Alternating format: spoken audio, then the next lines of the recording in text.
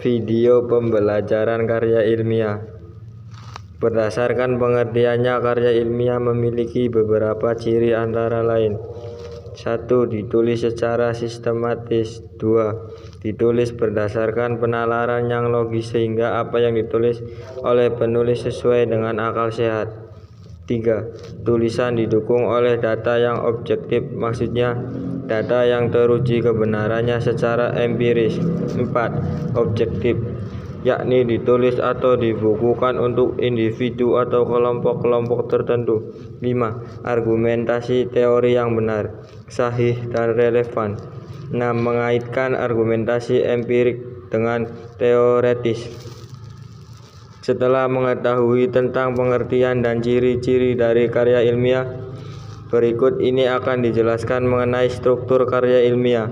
Meskipun masing-masing karya tulis memiliki gaya dan struktur tersendiri, namun secara universal struktur ini lebih umum digunakan sebagaimana dikutip dari sumber yang sama, yaitu halaman judul. Halaman judul berisi topik yang dipilih untuk dibahas pada karya ilmiah tersebut.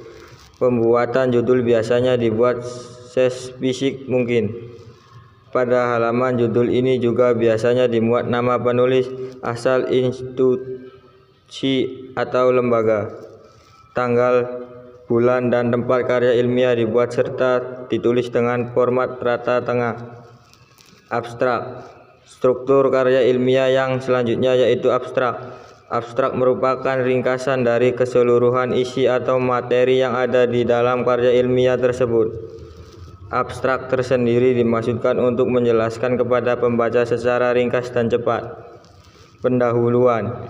Bagian pendahuluan ini biasanya terdapat di paling awal materi karya ilmiah setelah halaman judul dan abstrak.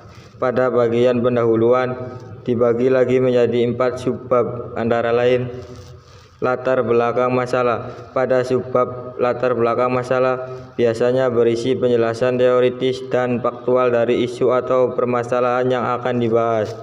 Penjelasan dalam latar belakang masalah biasanya logis dan singkat. Rumusan masalah. Rumusan masalah berisi beberapa pertanyaan kritis dari masalah penelitian. Pertanyaan-pertanyaan tersebut muncul dari penjelasan yang ada di latar belakang masalah.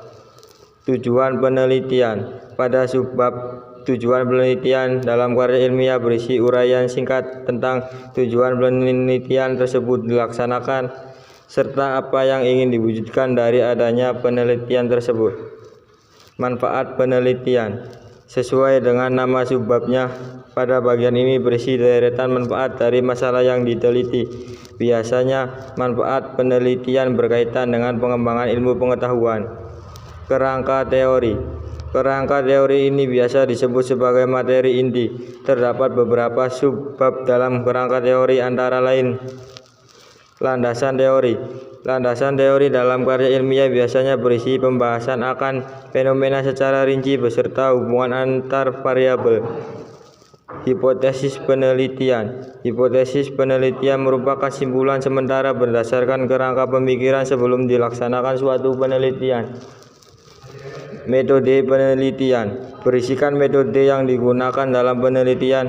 Metode penelitian diartikan sebagai sebuah langkah-langkah yang ditempuh oleh penulis atau peneliti untuk mendapatkan hasil penelitian yang valid.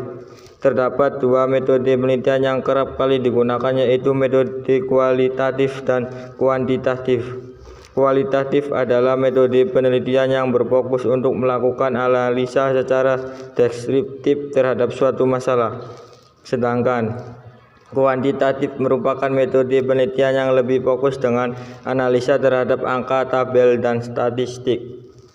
Jenis penelitian. Pemilihan jenis penelitian akan menentukan langkah apa yang perlu dilakukan untuk mendapatkan hasil. Langkah-langkah penelitian antara lain tujuan, tempat pelaksanaan, tujuan umum, sifat masalah, dan ruang lingkup masalah. Definisi konsep dan operasional variabel. Definisi konsep bisa dipahami sebagai sebuah konsep tentang variabel penelitian.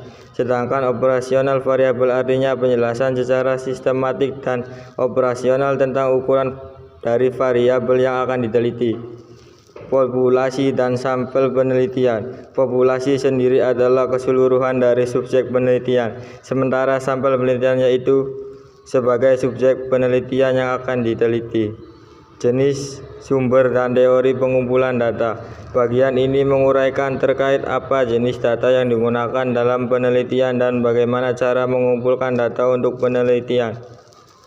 Teknik analisis pengujian data. Bagian ini berisi penjelasan mengenai cara pengolahan sekaligus cara menganalisis data dalam penelitian yang dilakukan.